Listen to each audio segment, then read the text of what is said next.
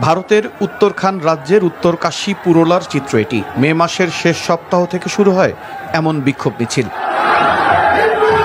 Al Jazeera বলছে ২৬ মেতে পুরোলার ১৪ বছর বয়সী হিন্দু কিশোরীকে অপহরণের অভিযোগে পরিস্থিতি উত্তপ্ত হয়ে ওঠে। এরপর থেকে হাজার হাজার মানুষ জয় শ্রীরাম ধ্বনিতে টানা বিক্ষোভ করে চলেছেন। ওই এলাকার মুসলিমদের তারা বাপ-দাদার বাড়িঘর থেকে উচ্ছেদ করছে।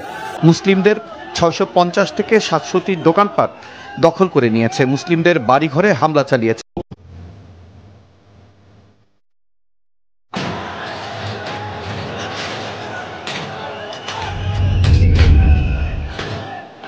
এসব ঘটনার জন্য হিন্দুত্ববাদী সংগঠন রাষ্ট্রীয় স্বয়ংসেবক সংঘ, আরএসএস, বিশ্ব হিন্দু পরিষদ এবং বজরং দলকে মুসলিমদের উচ্ছেদের জন্য দায়ী করা হচ্ছে।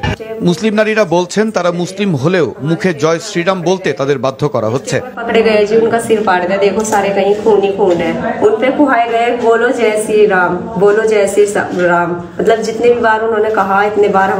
স্থানীয় মুসলিমদের অভিযোগ, আইন শৃঙ্খলা বাহিনীর নাকের ডগায় তাদের বাড়িঘর থেকে তাড়িয়ে দেওয়া হচ্ছে। जितना हमारा सामान था वो सारा निकाला, फिर गाड़ी अंदर खड़ी थी, अंदर से बाहर निकाल के इसमें आग लगाई गई, फिर ई रिक्शा निकाल ली, 3 बाइक खड़ी हैं, इनमें आग लगाई। বাড়িঘরে হামলায় অনেক মুসলিম আহত হচ্ছেন।